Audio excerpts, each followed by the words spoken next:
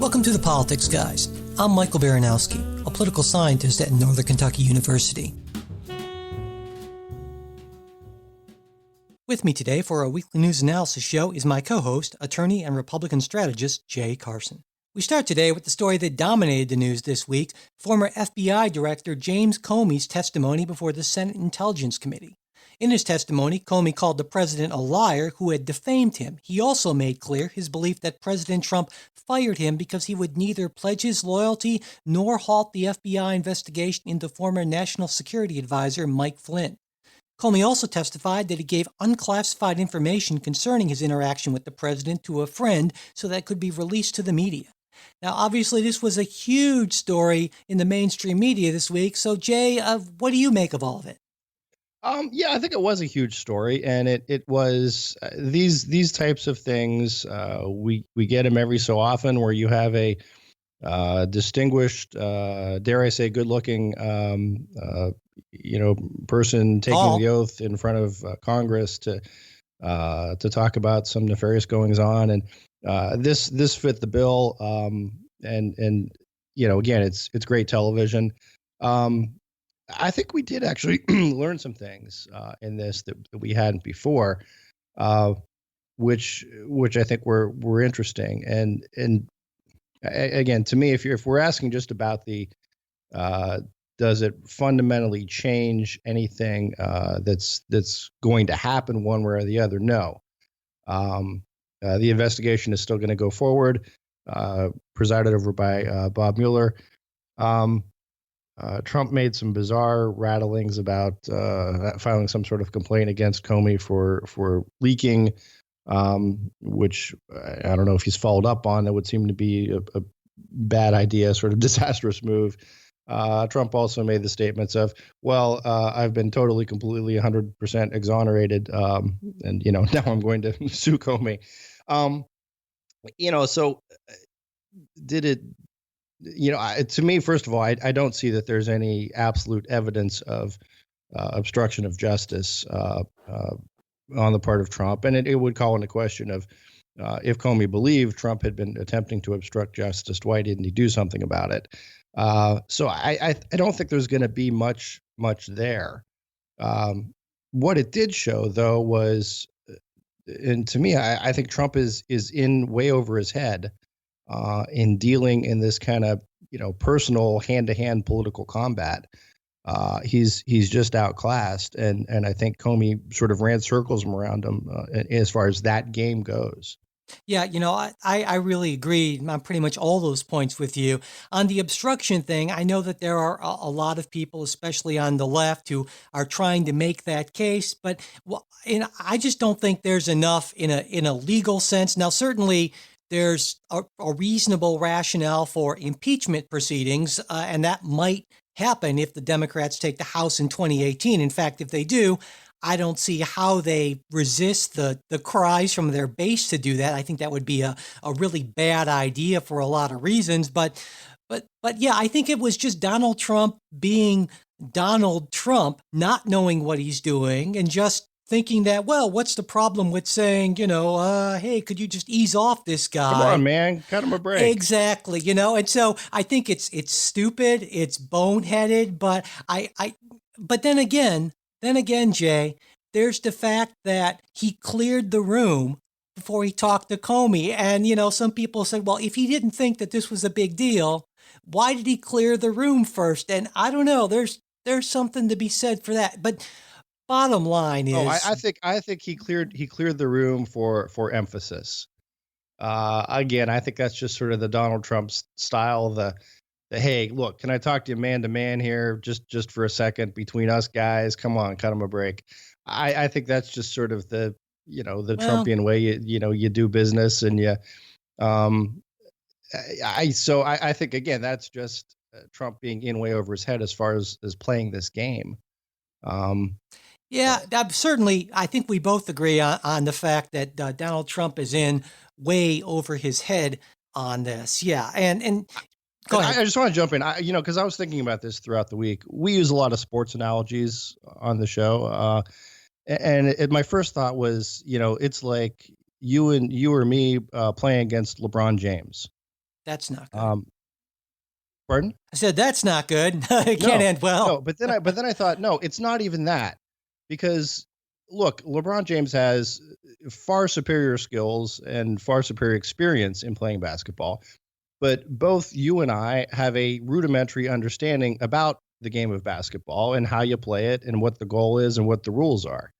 Um, this, I mean, to me, it struck me more like, and we have a lot of UK listeners.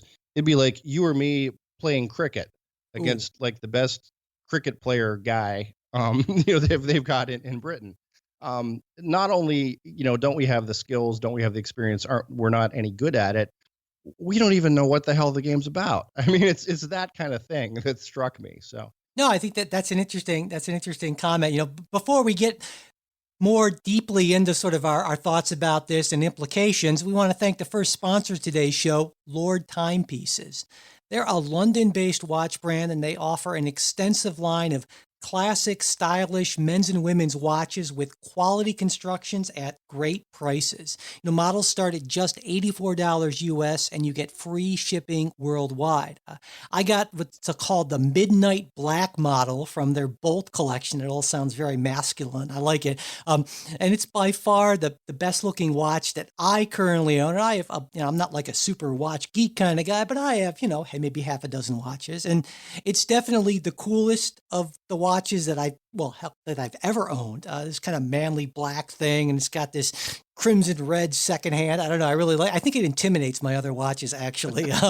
But if manly black with a crimson slash that will intimidate your other watches is not really your thing, not a problem. They've got a ton of choices, both men's and women's models. It probably took me, 10, 15 minutes on their sites to decide actually which one I wanted, because there were just a ton of really excellent options. And of course, Politics Guys listeners, you all get a special deal, 10% off if you go to lordtimepieces.com. And when you check out, use our code TPG. That's lordtimepieces.com. And our code is TPG. Check it out. I think you'll really like it. Okay. Back to the Comey thing. I wanted, there's a lot of talk, obviously, about this investigation and parallels to Watergate. But, I think the better parallel actually is a parallel to Whitewater, right? The investigation yeah, during the Clinton administration. There were many people in the Clinton White House who actually thought the Whitewater investigation might last, 6 months or so. And it lasted over 6 years. And of course, it went way far afield from what the original focus of the investigation was. There were a lot of people whose careers were destroyed. There was a lot of collateral damage. The president himself survived, right? But there was a lot of stuff going on, and I really think this is a lot more like a Whitewater thing. The one difference being that, number one, we don't have the independent counsel statute anymore. Ken Starr had a lot more independent authority. That statute, as we talked about previously, lapsed in 1999. Both parties thought it should.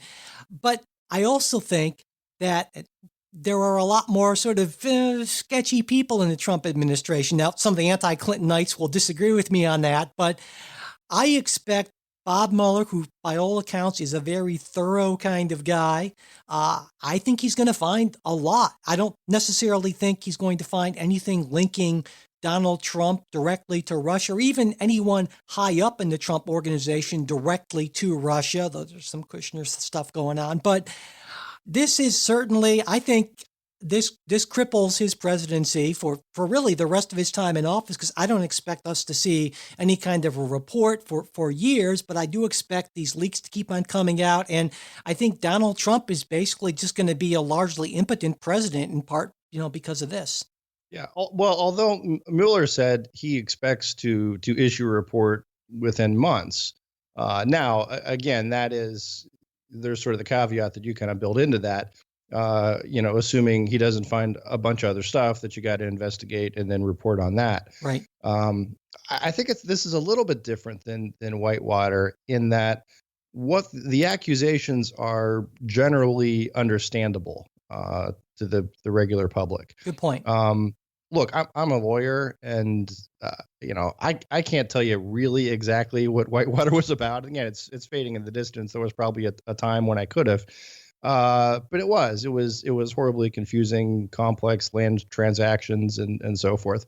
Um, but this boils down to sort of a simpler question of, and the question that most people are concerned about is, did Trump do anything, either himself or his surrogates, his high up surrogates, to coordinate any sort of Russian intervention in the campaign? And I think that's a question that it's easier to get an answer to. Um, Well, I hear as what you're we move saying. forward. Yeah. I think it's an easier question. I think there are probably fewer witnesses to depose. There's fewer records to go through. Um, so yeah, I'd certainly it doesn't help him. No. Um, But but I don't know. Let's. I think it's early to say it would cripple his presidency. well, What well, will cripple his presidency is the crazy nonsense of now I'm going to go after Jim Comey, of continuing sort of these personal fights when he doesn't need to. I mean, I think if I'm Donald Trump, and I'm not, the response is the FBI is continuing the investigation, and I'm confident they'll do a good job, and in the meantime, we need to talk about tax reform and fighting terrorism. I mean, that's what he ought to be saying rather than digging in deeper. But yeah. but he can't help himself. No, that's what a normal politician would say, but certainly not what Donald Trump is going to say. I think I agree with you in large part, but I disagree, at least in terms of what the investigation might focus on or find. There's that old cliche you're familiar with it, Jay. It's not the crime, it's the cover up. Right. Sure, And what we've seen time and time again from incredibly smart people, both Democrats and Republicans, is what ends up getting them is not what they did, but how they tried to hide it. Even if they didn't necessarily do much of anything that would have been a big deal. And it just seems like it's a natural instinct. It's certainly an instinct with Trump. And so this obstruction stuff, who knows, how far this goes. Now there have been, other testimonies saying that he didn't lean on anyone else, or maybe he did, maybe he didn't. Sessions is going to testify soon. I don't expect him to say a whole lot, but you don't know where this is going to go, obviously. And if you have someone who really knows what he's doing and who digs into things, I said historically, what ends up happening is people get nailed by the cover up, by the obstruction, sure, and not by the underlying crime itself. And so sure. we'll see what happens with that. And to me, again, the biggest point, and if you're a conservative or Republican, the biggest point of frustration where you're beating your head against the wall is none of this had to happen. No, exactly. There's again, Trump, for all I've discussed that Comey probably should have been fired. Well, you could have just kept on going with Comey, or you could have fired him in such a way that would not have created this situation, or you could have been smart enough not to try to engage in these sort of goofy, one-on-one conversations. So I mean, it's just, and again, going back to my cricket analogy, one of the things that, I mean, to be successful, I mean, I know I've never played cricket, can't play cricket, would have no idea what I'm doing playing cricket, so I don't. What I mean? I think that's sort of the, Let me if follow the this. Trump administration could learn that uh, here are things that you're not good at, and I would say traditionally Republicans are not good at this hand-to-hand infighting in any circumstance. Oh gosh, no, I think I totally disagree with you on that. But I think certainly your general point about not Trump not knowing cricket, to kind of follow with your analogy, that's true certainly. But what you do then is, if you don't know the rules of the game, you surround yourself with people who do, and you listen to those people. So it's not, Right. to me, it's not just that Trump does not have the experience in how politics works at these levels. The real problem is that he's relying on his instincts, which served him well as a narcissistic, publicity mongering real estate developer. But those are the same sort of instincts that don't serve him well as president of the United States. And he doesn't seem to entirely realize this. And so, like you said, none of this had to happen, but it sort of did, because this is what you get when you elect a Donald Trump. Yeah, Yeah. So, No, I think that's right. all right, kind of lost in the shuffle this week was President Trump's announcement via Twitter that he had chosen a new FBI director. The president's nominee, Christopher Wray, was an assistant attorney general in charge of the criminal division at the Justice Department from 2003 to 2005, after which he went into private practice in Washington, D.C. And the consensus here is that Wray is a safe, conservative pick. He's known for a very low-key manner, respected for his independence. So to me, it seemed like a pretty safe, boring, vanilla pick, the sort of thing we don't necessarily see a lot from the Trump administration. Jay, what did you think? I think that was terrific. Absolutely terrific, as Trump would say. But yeah, and then the frustration to me is here he does something which is completely very normal. I mean, this is someone, and look, I'm sure Democrats might quibble one way or the other, but he's generally well respected in Washington. Is not seen as being some sort of overly partisan figure. He's a deep state guy, so to speak. I mean, that he spent his time sort of in the bureaucracy. Yeah, and I think this would be I think he's a great pick, and I think it'll do well. But again, Trump, instead of taking advantage of that, again, he got outplayed by Comey, who released his prepared testimony the day ahead and knocked this kind of out of the news cycle. As you mentioned, nobody really heard about it, and the only press was, again, Trump tweeting, "Hey, we got a new FBI director." Right. And again, it's just not knowing how to play the game. Again, does this really affect end of the day? No, of course, this guy's going to be the FBI director, and I anticipate he'll do a fine job of it. But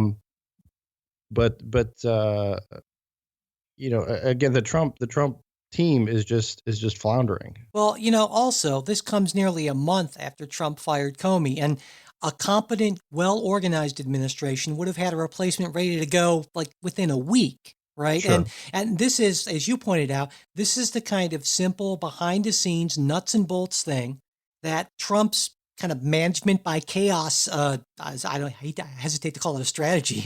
His approach, it seems to make this basically impossible. And these are the things that you need to get right if you want to be effective. It's one thing to get press coverage. Trump knows how to do that.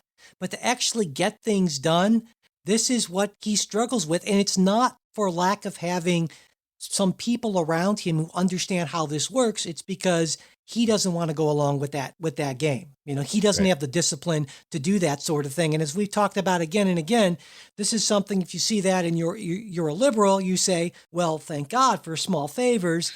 But if you're a conservative, if you believe in some of the things that Donald Trump supposedly stands for, if you think he stands for anything outside of Donald Trump, you say, my God, what a wasted opportunity. So, well, to me, it's not so much believing in Donald Trump. It's believing in, look, we have a Republican Congress. Right. That could do a lot of stuff, irrespective of Donald Trump, and that is being hindered by his ego and his taken this completely goofy approach. I mean, it's not about him. I guess that's probably yeah. Well, yeah. If I could deliver one message. Yeah, good luck with that message. So, before we move on, I want to thank our second sponsor of today's show, SeatGeek. Buying tickets to live events, it can be a real hassle, but it doesn't have to be. SeatGeek gives you a smart and simple way to get tickets to concerts, sporting events, and pretty much any other live show or performance you can think of. With SeatGeek, you can find the best seats at the best prices. It's fully guaranteed, and it only takes a few taps. Now, I've got the SeatGeek app on my phone, and just yesterday, I timed how long it would take for me to go from opening the app to buying tickets at a great price to a Joe Jackson concert. You probably remember Joe Jackson, Jay, from back in the day. Stepping out. Yeah, exactly. 27.42 seconds. Okay. It's that quick. Okay. It's that convenient. Plus, with SeatGeek, you can track and get updates on venues, events, performers you'd like to see. So the next time your favorite group comes to town, you can know about it right away and get those tickets right away. And you can even connect with Spotify, your music library, and Facebook to get notifications about artists you listen to or follow, though if you don't like to get notifications on your phone, you can turn that off pretty easily. And when you buy a ticket, they'll even put the day and time of the event on your calendar if you want them to do that. Best of all, Politics Guys listeners get $20 off their first SeatGeek purchase. Just download the SeatGeek app and enter promo code Politics Guy. There's no S, just Politics Guy. Enter that code, promo code Politics Guy, for $20 off your first SeatGeek purchase. All right. Very cool. Yeah, absolutely. Moving on to our next story here. Well, actually, before we move on to our next story, we have a new supporter this week that we'd like to thank. Our new supporter is Akniom from Portland, Oregon, who donated to the show through PayPal. And Thank you. Yeah, absolutely. And he writes, "I think your show is fantastic and eagerly await listening to every new episode. As a Middle Eastern immigrant studying in an extremely liberal space, I think it is important for me as a person, and even more so as an academic, to regularly listen in on the conversation between different sides and views of the U.S. political spectrum. I regularly cite your conversations in my own discussions. You're doing a great job and should keep at it." Oh, well, thank you very much. That means a lot. Absolutely. And so if you'd like to donate to help keep the show going, you know the drill by now, I'm sure. Go to politicsguys.com, click on either the Patreon or PayPal donation links you'll see there. And of course, another way to support the show is to check out our sponsors using the promo codes and so forth, and spread the word by sharing episodes, news show tweets and posts, and all that kind of stuff. And as always, we really appreciate your support. Okay. Moving on. It's been a long time. I can't recall the last time we've done an Under the Radar segment. For those of you who might even remember what that is, it's where we discuss a story that didn't get the attention we feel it deserved. But this week, we're bringing it back to talk about a huge story in policy wonk circles that really was buried under the 12,000 Comey testimony analysis stories, of which, and I read a bunch of them, and almost all of them seemed to say about the same thing. And this story kind of got lost in the shuffle. So let me give you some background. Then Jay, I think you and I are going to have some slightly different takes on this. All right. So we have to flashback or go back to 2010. Sam Brownback, former senator and pretty much an arch conservative, he briefly ran for president in 2008 even. He was elected governor of Kansas. Now, his primary goal as governor was to lower taxes in the state in kind of an attempt to fully implement that whole supply side, tax cuts will more than pay for themselves conservative gospel. And thanks to a compliant conservative legislature, he did exactly that. Except things didn't work out quite like Brownback and his fellow conservatives hoped. That big wave of business investment and growth that was supposed to be unleashed by the cuts, it never materialized. But what did materialize, massive gaming of the new system, a major drop in state revenues, a budget shortfall of nearly $900 million, and economic growth that lagged that of bordering states and that of the country as a whole. And in this last election, while conservatives still managed to retain control of the Kansas legislature, voters who'd had enough of this elected enough moderates to overturn $1.2 billion of Brownback's cuts and to override the gubernatorial veto that followed that. So why does this matter outside of Kansas? Well, because it's exactly the sort of plan that many conservatives have been hoping to implement on the national level. And in fact, President Trump's budget is a version of what Brownback did in Kansas, though it's not quite as radical of a version. So, Jay, I know you've got some thoughts on that. And like I said, I know that your thoughts on that are going to be very different from mine, I'm betting. Before we get to that, we want to thank our third and final sponsor for today's show, Blue Apron, the #1 fresh ingredient and recipe delivery service in the United States. Their mission is to make incredible home cooking accessible to everyone. And they made it accessible even to me, a guy whose wife literally cringes when she sees me making something in the kitchen.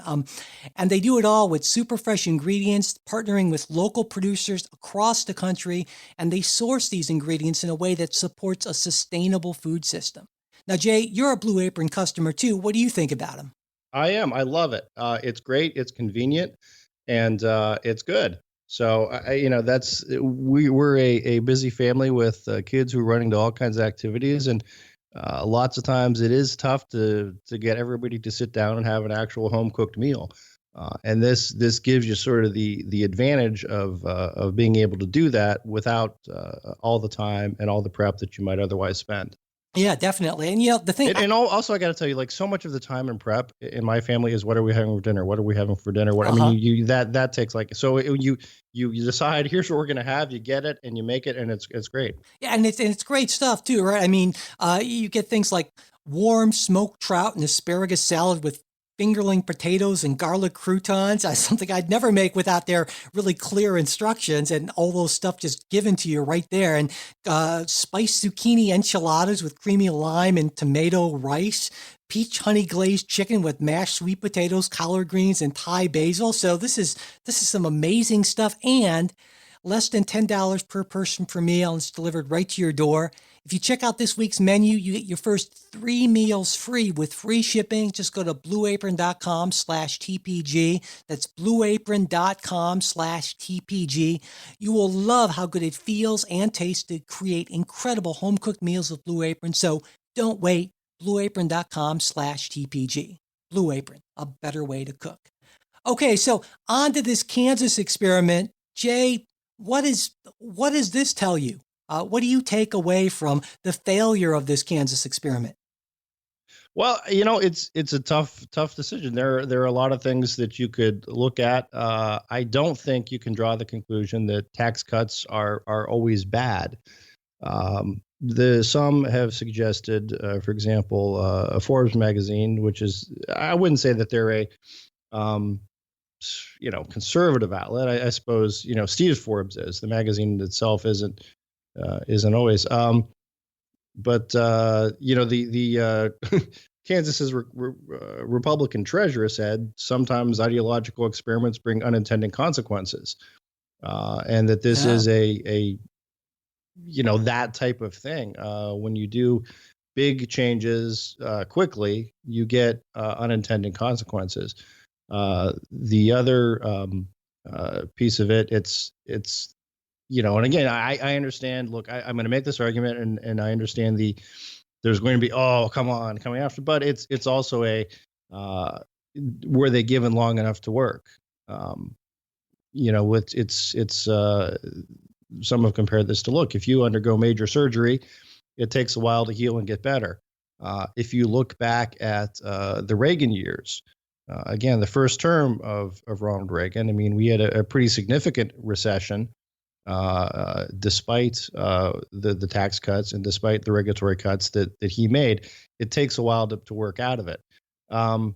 So I think those are pieces of it.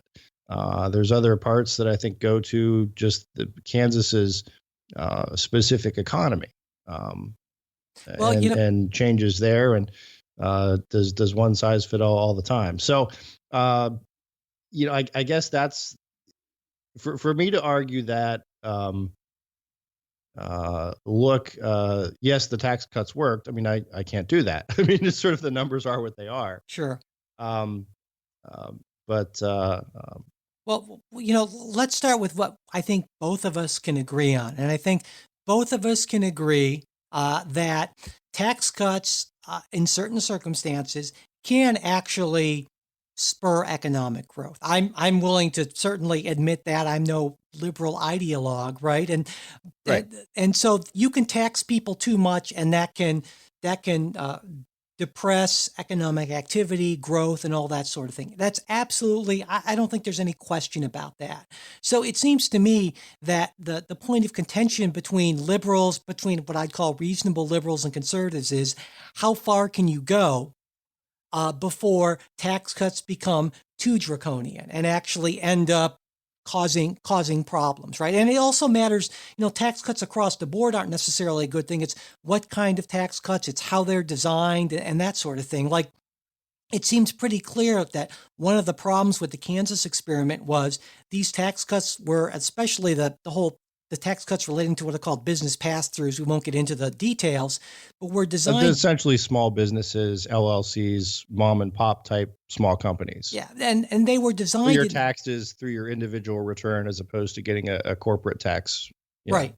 But I mean, my larger point is they were designed in such a way that smart people figured out how to game the system, and that wasn't the intent of the folks in Kansas. Just so there are these unintended consequences, as you mentioned, and but I think in general, it suggests, as you also pointed out, that when you make radical changes like this, you got to expect some unintended consequences. And to me, I guess I would say that this is a very kind of deeply conservative lesson in that kind of traditional Burkean sense that you and I have talked about. And I'm sort of glad for the Kansas experiment. This is one of the great things about federalism, right? Is you can say, well, what happens when you cut taxes tremendously and you also don't correspondingly cut spending? Well, you end up with a massive deficit. Now, this is a lesson that we should have learned already because we've seen this in the United States since really the 1980s. You mentioned Ronald Reagan, we saw huge tax cuts, but we didn't see were corresponding spending cuts. And our deficits, if you take a look at deficits over time, starting in that Reagan era, they start ballooning. And that's because while almost everyone loves tax cuts, people don't like to cut spending. It's much politically more difficult to do.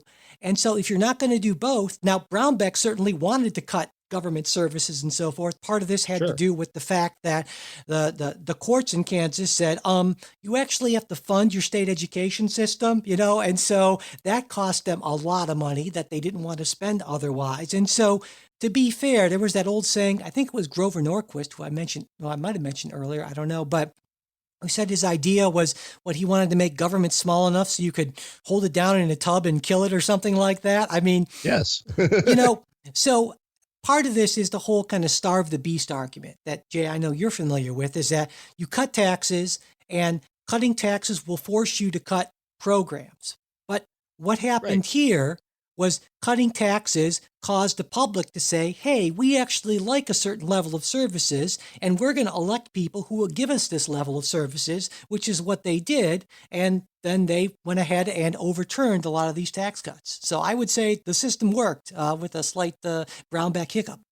Sure. Well, and look, this is I'm with you as far as a federalism standpoint of look, laboratories of democracy. Let's let them try it.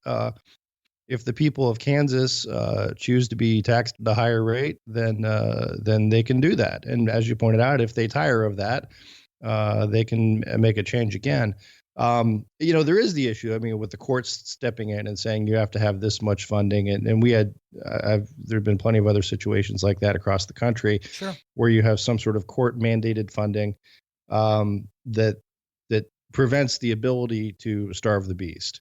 It's sort of, okay, we're going to starve the beast, but the beast is going to keep eating no matter what.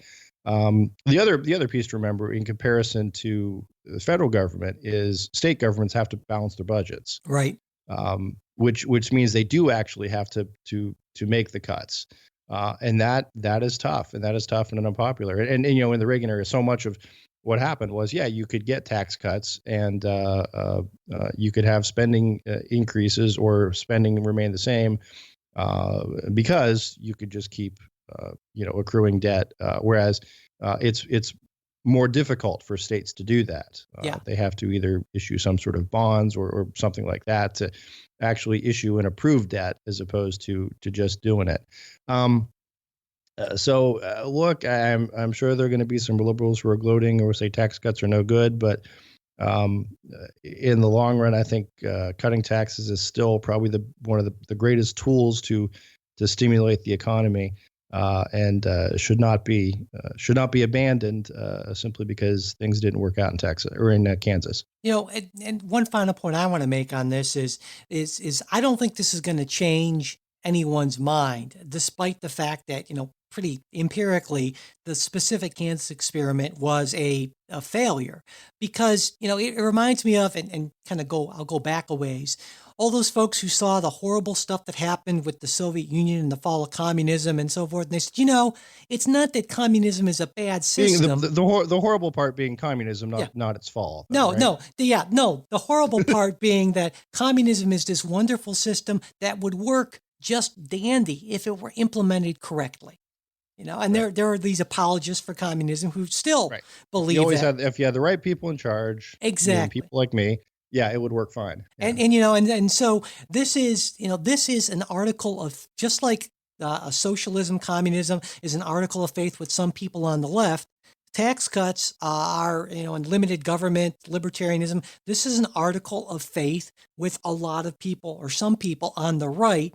And so, no matter what kind of experiments we run or what kind of failures there are, there's going to be a certain, I would say, significant percentage of people who are just not going to admit that that means that their ideology is a failed ideology. It just doesn't happen, unfortunately, I would say. Sure. Well, So, and I don't know, maybe. Well, what I would point out though is there have been some. I think this does make other states a little more cautious. mhm, And good some point. other Midwestern states, Nebraska for one. I think the Oklahoma Republicans also made a statement similar to, like, they were considering big tax cuts, but they're pulling back a little bit. Right.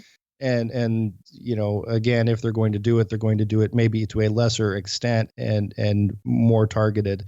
So we'll see. So Yeah. I think it does serve as sort of a cautionary tale. I would agree it's not going to change the ideology that tax cuts, nor should it. The tax cuts stimulate the economy, Well, but it's a I guess, word of caution that it's also sometimes the the dosage, that you have to get right, I guess. sure. Um, I think that's a great point you make, and I think that that is one of the great benefits of, well, elections, is that, to a certain extent, while legislators can be ideologues, they also have to be pragmatists. And when they see that other folks are in neighboring states are losing elections because the public doesn't like the results, well, then you have to say, well, ideology is one thing, but I'd kind of like to keep my position, and so I have to take that into account. So I think that's a check on kind of untrammeled ideological experiments, I guess. yeah. All right. Well, now it's time for What We're Reading, where we step back from the crazy pace of the news cycle and talk about the more in-depth, thoughtful things we're reading, listening to, or watching. Jay, do you want to start off this week? Or do you want me to? I'll start off. Okay. I'm reading this is one of those things where I've read a number of his articles. I've heard him speak, and he's someone who has made a really deep impression on me. Brian Stevenson wrote a book called Just Mercy, and it's about the issues with our criminal justice system, particularly capital punishment.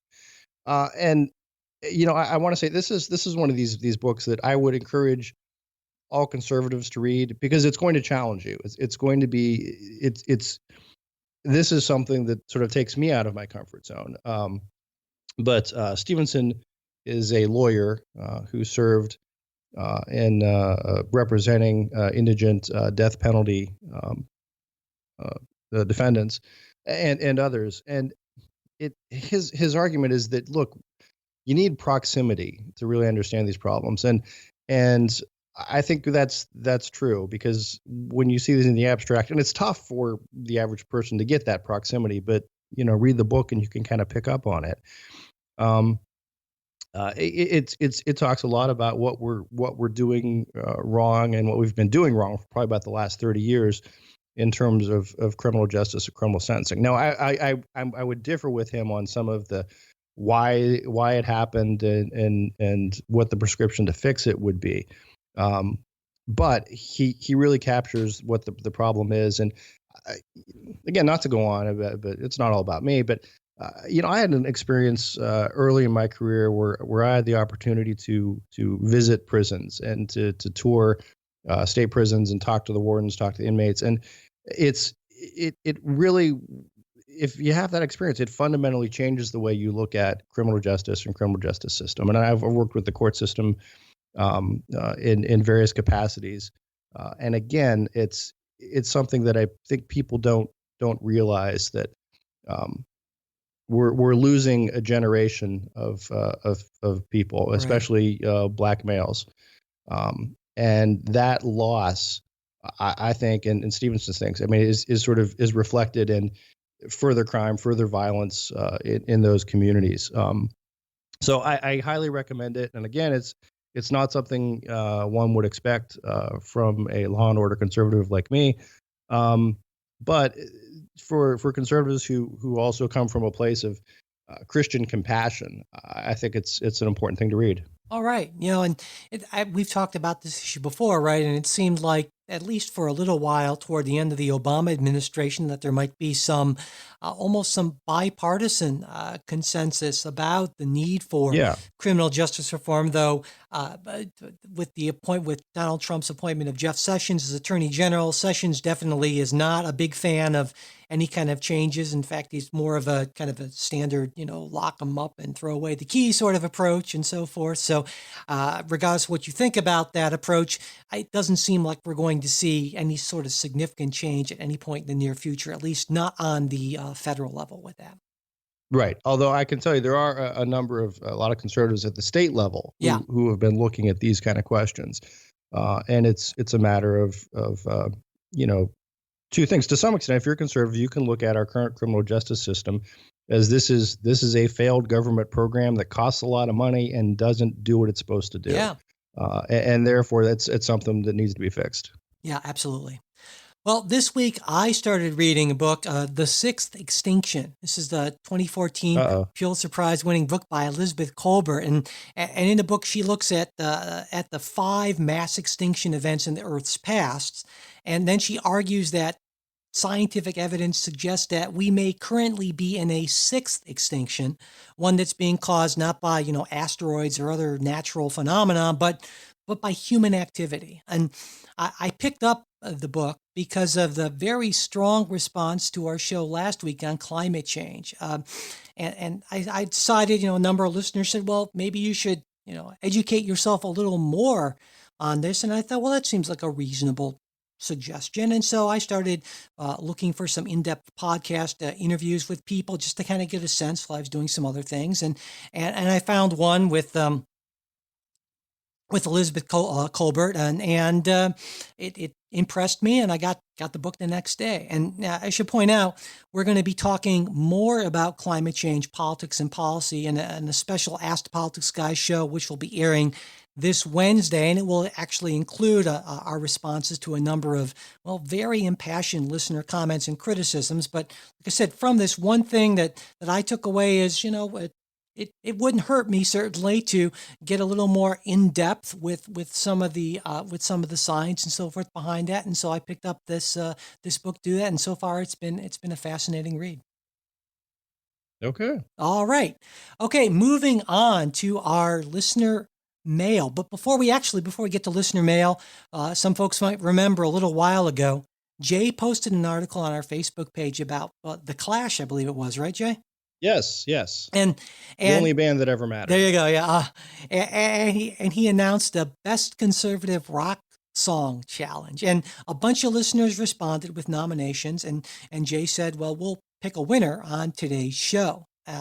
Now, before the show, Jay and I talked about criteria by which we choose, because it could, of course, be just completely whatever sounded good to us, but we thought it'd be nice to have some criteria. And part of it is whatever sounded good to us, but there are criteria too. Yeah.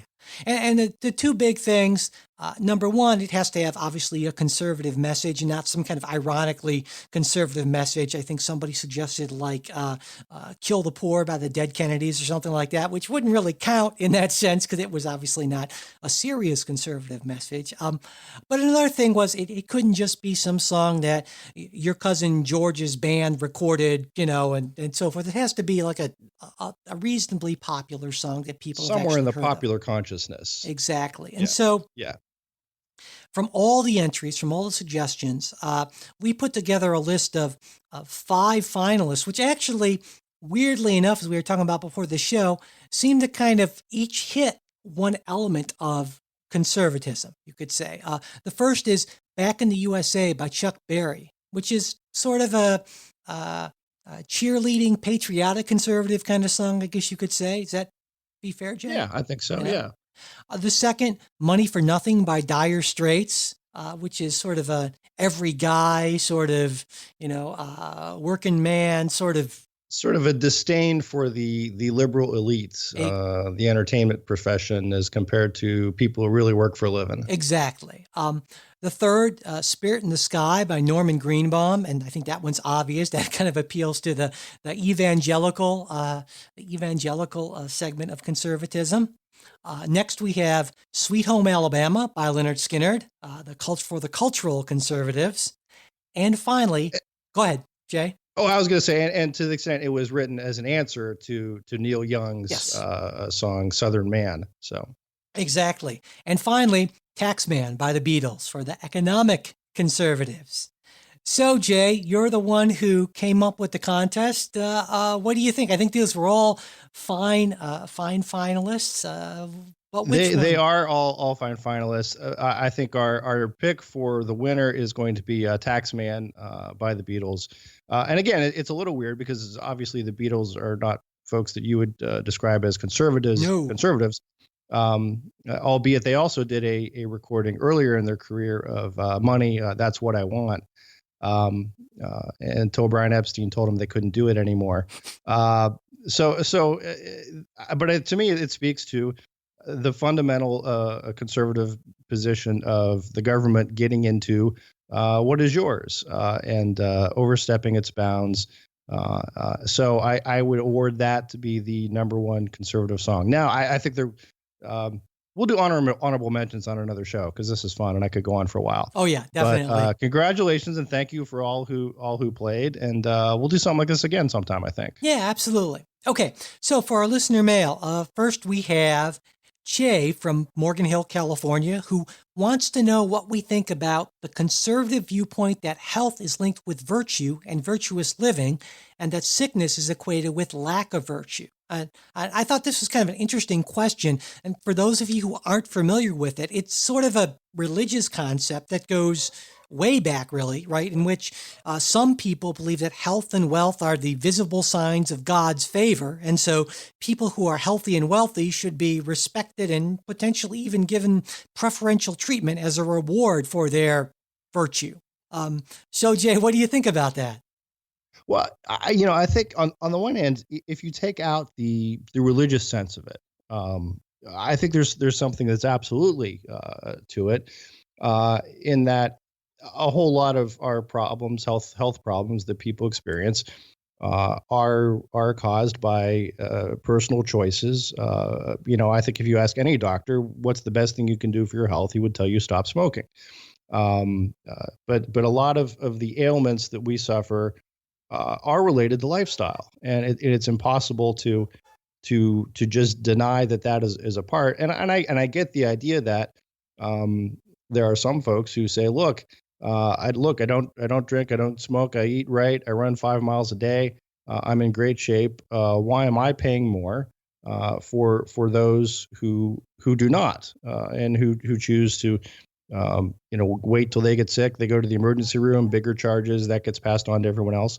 So, no, I think there is something to that. Now, I don't think that any conservatives really, I shouldn't say any, I'm sure there's some out there, believe in sort of the religious connotation that if you're living right, God will keep you from getting sick. I'm sure there are plenty of really devout people who get terrible diseases. And it's that's the the universe we live in, and I think at least my understanding of God is something that is bigger than a simple kind of reward punishment sort of thing, and there's a greater purpose. So to the extent he's asking a sort of a theological question, I don't think there's a whole lot there in terms of does that really drive conservative ideology. But on the other hand, to the extent that, look, there are choices that people make that make them healthier or less healthy.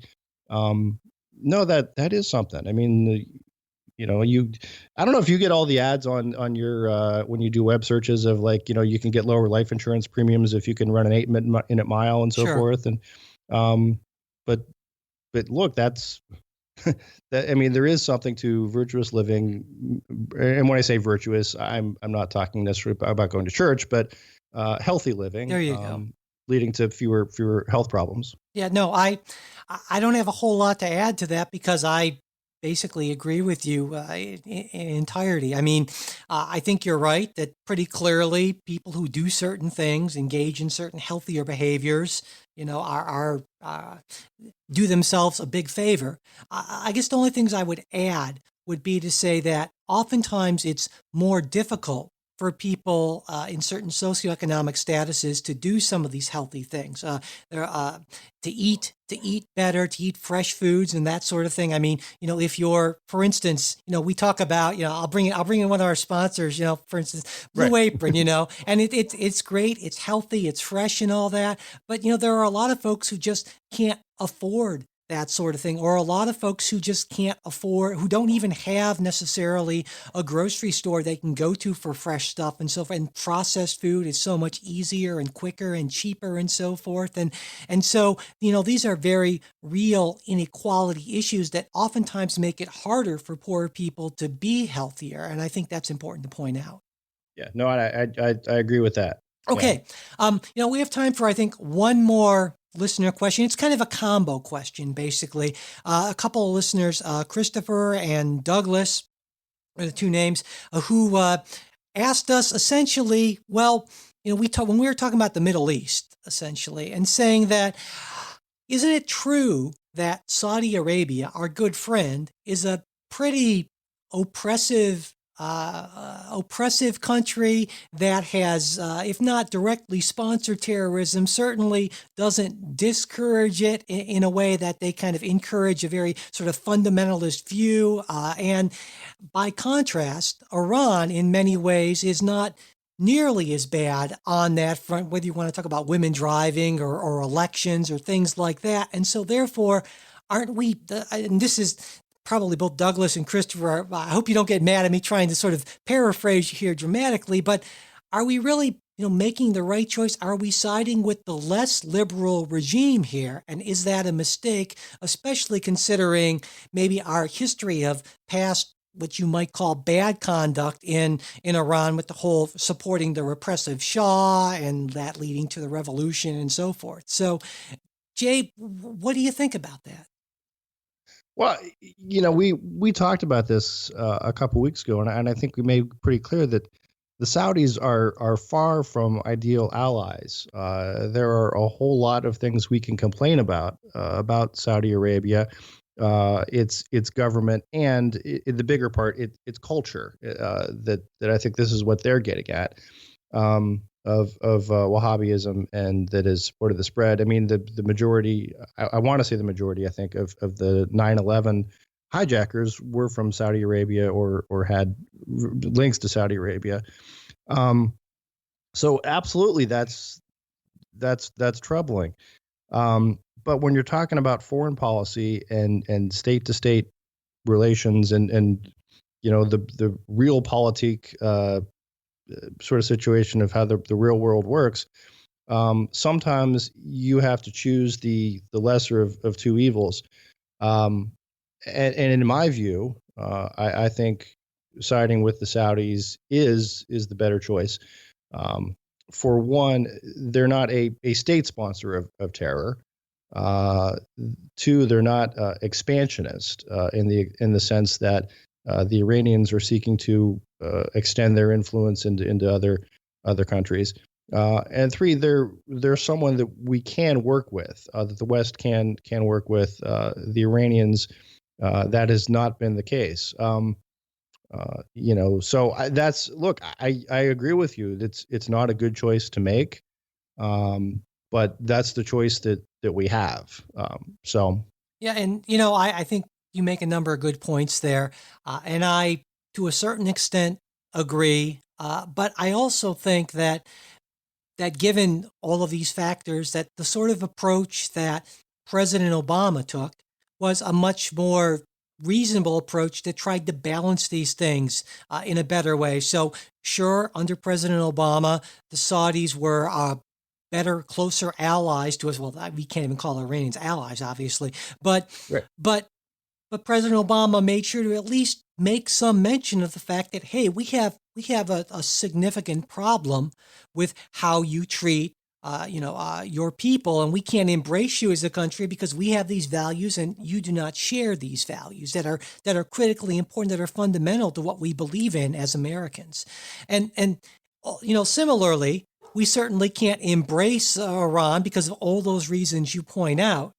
But also, we want to try to do what we can, I think, to try to bring them into the sort of community of reasonable nations and not isolate them to the extent where they feel like their only option is to, do the sort of thing that they'd been doing. So I really felt that the Obama approach, while it certainly wasn't perfect, I think was a much better balancing of things than the Trump approach. I think, just generally speaking, President Trump is much more of a kind of black or white sort of guy, good guys or bad guys, whereas President Obama saw things much more in shades of gray. Now, sometimes that can be problematic, certainly.